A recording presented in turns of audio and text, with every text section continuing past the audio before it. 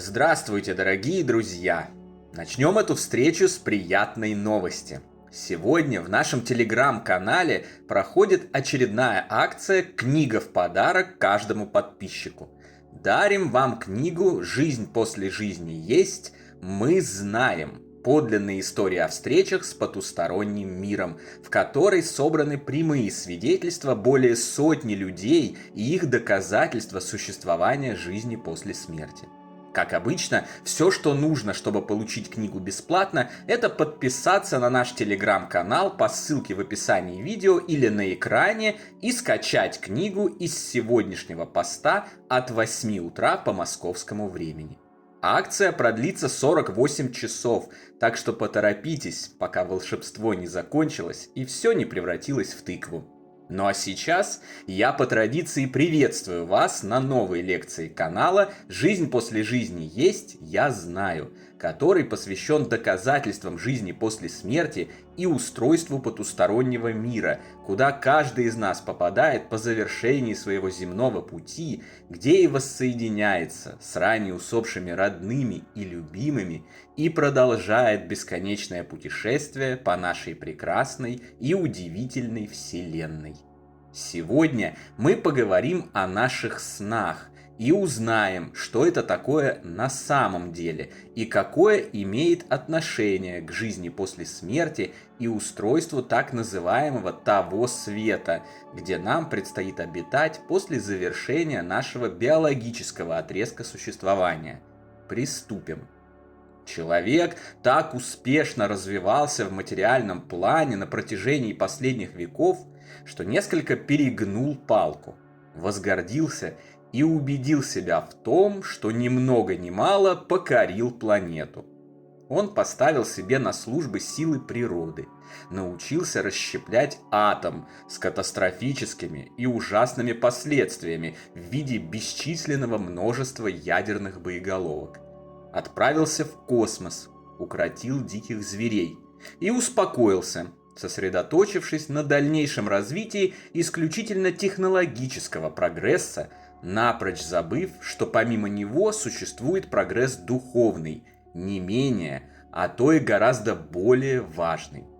Таким образом, мы очень хорошо разбираемся в различных гаджетах, машинах и технологиях, но почти ничего не знаем о своем собственном теле и собственном сознании, по отдельности и в их связи, устройстве и принципах совместной работы, а любые горделивые заявления представителей редукционной науки о том, что они якобы все понимают, это не более чем попытка натянуть сову на глобус и выдать желаемое за действительное.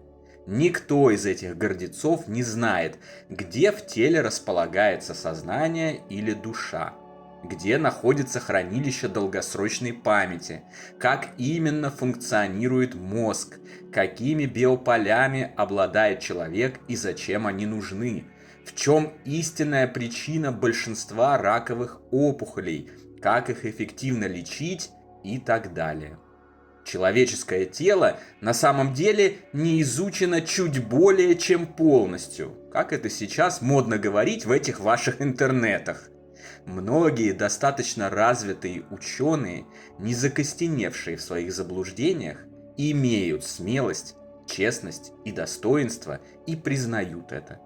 Однако большинство все еще остается на своих заржавевших, скептических и абсолютно материальных позициях. Почти не изучены и мало понятны в том числе и сновидения.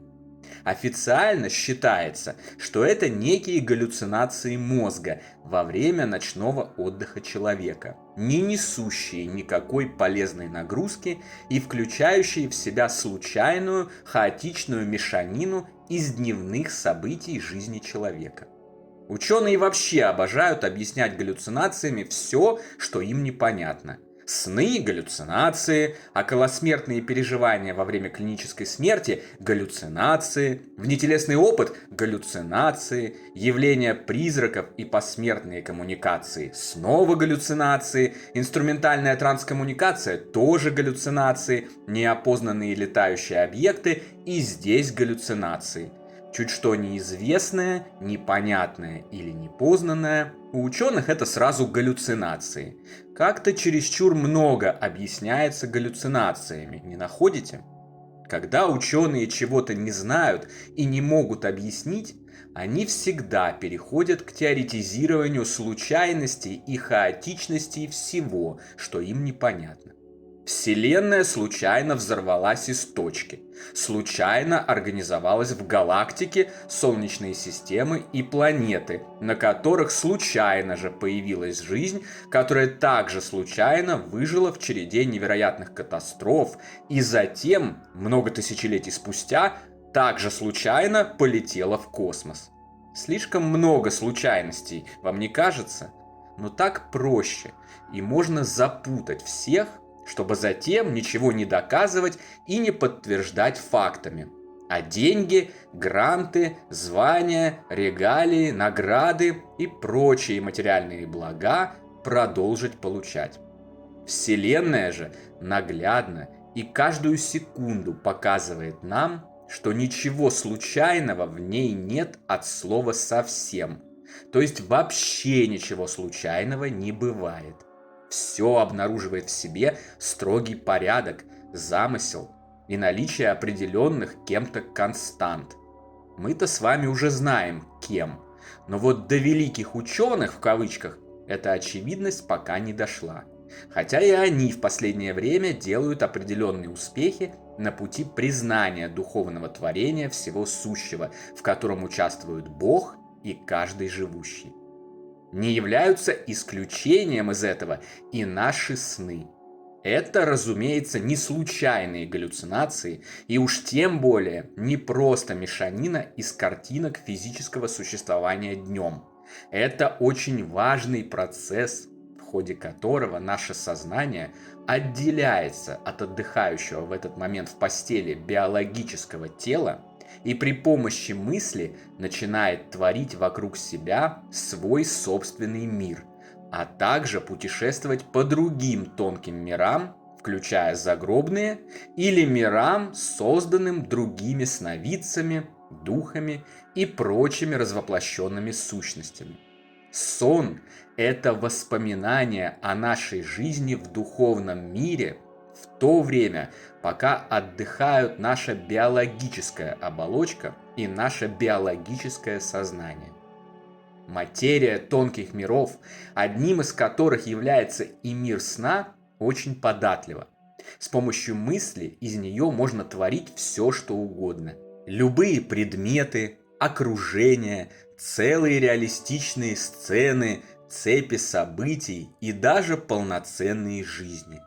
Те образы, которые мы видим во сне, в основном создаются нашим собственным сознанием, которое мы пока не особо умеем контролировать. Грубо говоря, на чем сосредоточены, то и творим. Например, кто-то очень любит торты. Во сне он часто будет оказываться там, где есть торты.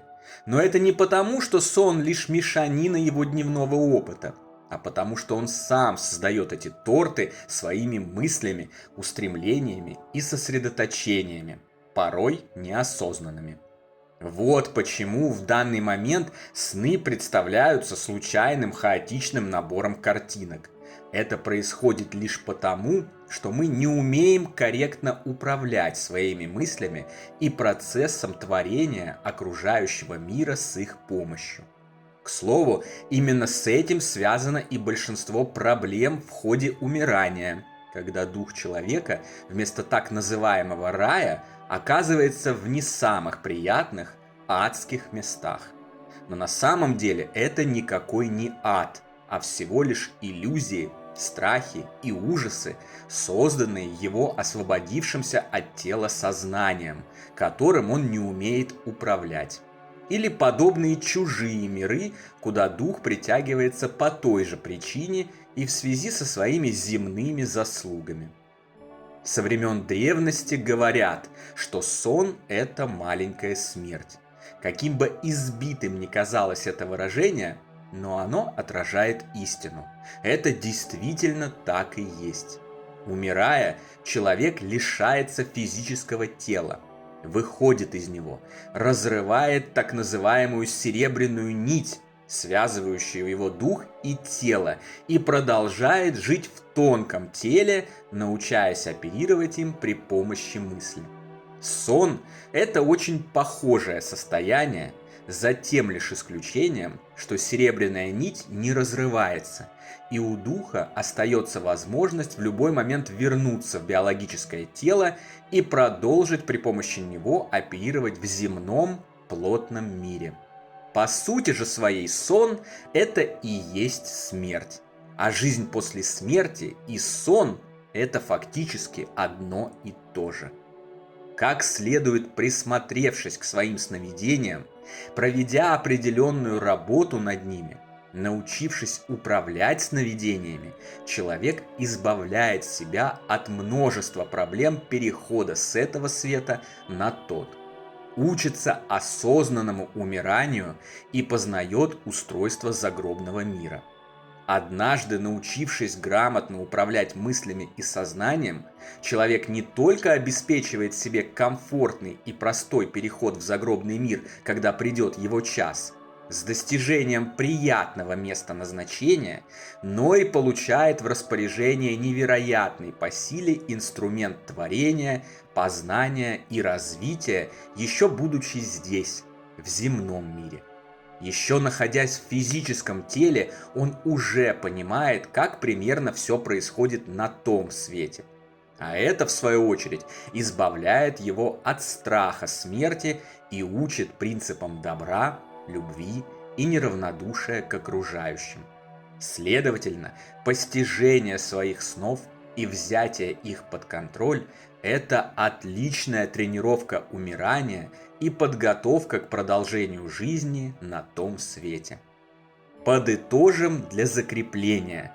Сны – это не пустые случайные галлюцинации, а воспоминания о путешествиях нашего духа по дорогам потустороннего духовного мира. Как и что будет в этих путешествиях, как и всегда, зависит от нашего внутреннего мира и его наполнения. Мир снов очень похож на то, что ждет нас после смерти, и в целом отражает устройство потустороннего мира. Кстати, уже совсем скоро я собираюсь начать практики осознанных снов и обязательно поделюсь с вами полученными на этом пути знаниями. Я собираюсь научиться уверенно управлять снами, организовывать встречи со своими усопшими родными и любимыми, найти ответы на многие вопросы об устройстве мира снов и того света. В результате, когда знаний и практики накопится достаточно, я обобщу их в книге, которая будет называться «Жизнь после жизни есть. Я знаю. Путешествие в осознанных снах». Сроков ее написания никаких не ставлю.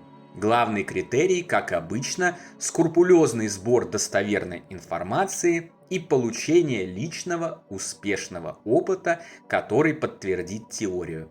Когда все будет готово, тогда все и случится. Вот такие у меня грандиозные, но вполне достижимые планы. Ну а вы пока присмотритесь к своим снам.